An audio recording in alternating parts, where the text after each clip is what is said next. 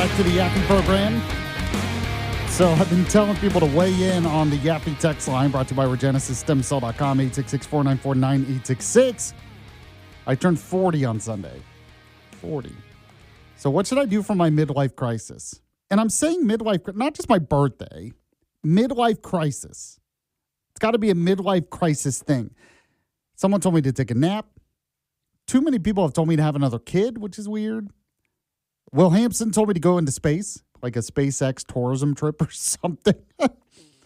One person said this: for your 40th birthday, take your wife to Ruth Chris for supper. Tell her that you wouldn't have made it to 40 as happy as you are and how much you love her. She will love you for making her your queen on your day and not about you. Oh, that's good, although she's probably listening now, so we've ruined the surprise. Or she's the one who texted that. Maybe it was her. Now, earlier, someone told me to suck it up, Yaffee, and just move on, be a man, which it's probably what I am going to do, but what fun is that on the air? Another person said, Yaffee, 40th, embrace your kids. My grandkids are now your kids' ages, so just enjoy. Okay, I mean, see, I'm thinking like, you know, the cliche stuff is to like shave your head, get a tattoo, start a random new hobby, get a motorcycle, something like that. Everyone is just putting like nice, reasonable stuff on here. And it's like, so I guess taking a trip to space maybe is going to be the thing that wins. Maybe. All right, it's that time of the show once again, Walker. Let's end the show like we usually do. We have the Yaffee program rewind.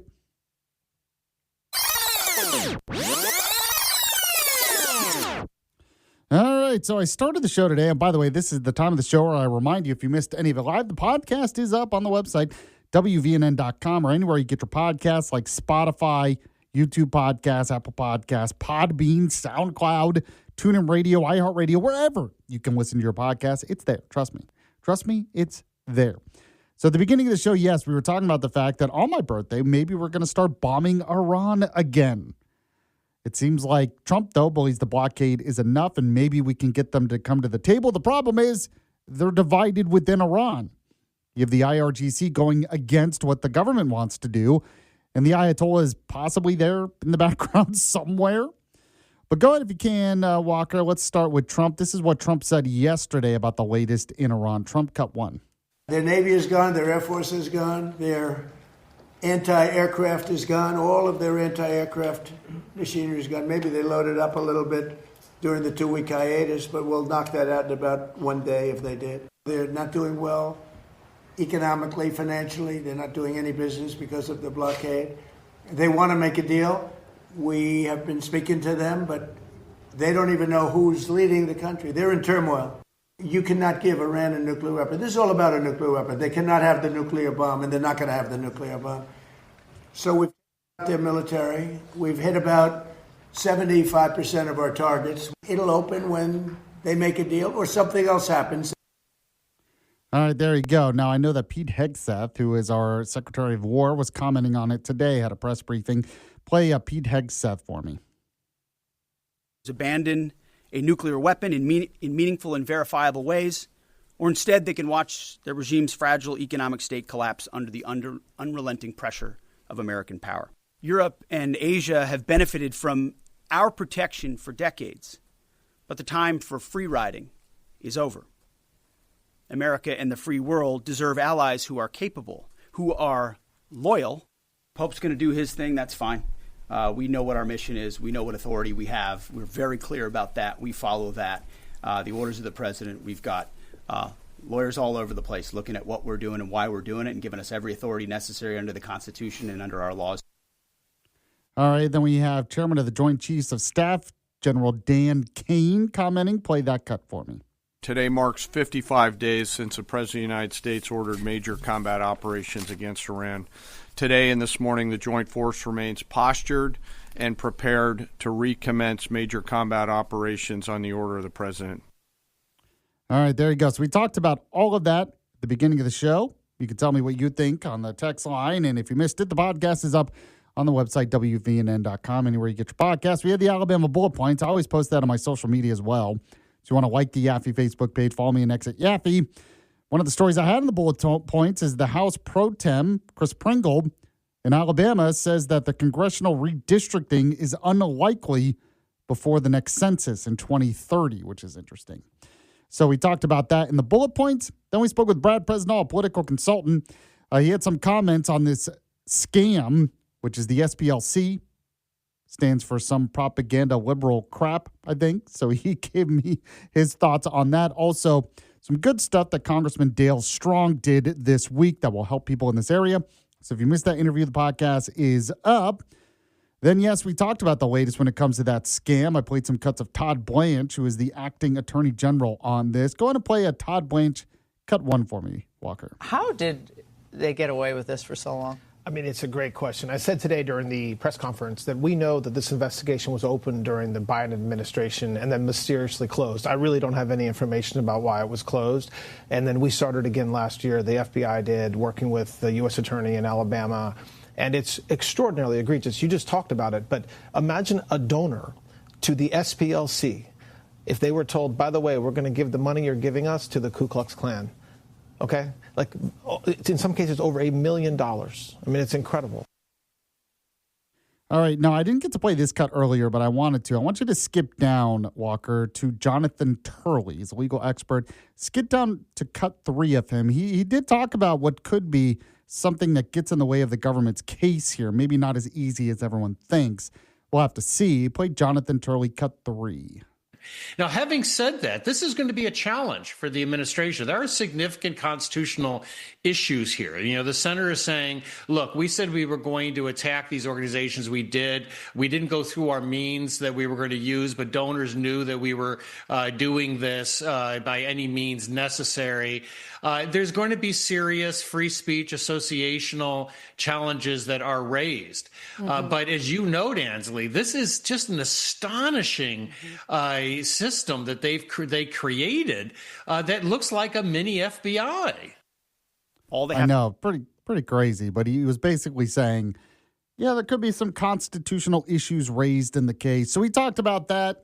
Podcast is up. We had the legendary Will Hampson on. He's the official D.C. insider of the Yaffee program. I was talking to him about the fact that the pressure is on House Republicans to pass a funding deal for Department of Homeland Security. He thinks that instead they should pass the reconciliation bill first, which would just be for ICE or Border Patrol, or maybe has more in it, before they pass the rest of the funding, because there's no guarantee that a reconciliation will make it with the Senate parliamentarian. So at least figure out that you can pass that first. He's also not optimistic about the midterms for Republicans. He thinks they've been doing a terrible job in the Senate. So it's a good conversation we had with Will. I also played some cuts of Tom Cotton talking about why we had to get into this war. The podcast of that segment is up, talking about the war in Iran. Walker did What's Trending, you know, as she always does. So if you missed that, the podcast is up. And yes, throughout the show, I was asking you what I should do for my midlife crisis, as it happens on Sunday. One person, I got more texts coming in on that, by the way. One person said, happy birthday, go fishing, pack a picnic, enjoy what God has blessed you with, enjoy the family, and slow down for a little while and observe God's creation. See, that's like another reasonable one. These are all very reasonable. Aren't you supposed to go crazy on your midlife crisis? One person said, though, go to a nudist resort. So that is a little crazy. That's more like a midlife crisis thing, I think. Another person said, go skydiving. It's fun. So I go to space, go skydiving has been a suggestion. Can I just buy a new car? Like, you would think someone would say buy a new car. I don't know. You know, if you would need to buy a new refrigerator, maybe another appliance for your home, maybe I'll do that for my midlife crisis. I don't know. But go to Jay's Appliance Outlet. That's the place you got to go. They're located in Athens off Highway 72. If you're going towards downtown, they're next to the Pep Boys over there. And they have a great selection. So if you really do need a new appliance, whether it's a washer or dryer, maybe a dishwasher, they're going to have the best deals at Jay's Appliance Outlet. Trust me, the deals are amazing. The customer service is amazing as well. You can go to one of the big box stores, not get good customer service, and end up paying too much. But I don't know why you would want to do that when Jay's is right there for you. Jay's Appliance Outlet in Athens. Dial pound 250. Say the keywords Jay's Appliance Outlet. When you go, let them know Yaffee sent you. All right, thanks to Walker for producing. I'll be back on Monday at the same time. See you then. The Yaffee Program. The countdown is on for the 2026 NFL Draft presented by Bud Light. Catch all 7 rounds, 3 days, live from Pittsburgh, April 23rd through 25th. Watch every pick live on NFL Network, ESPN, and ABC.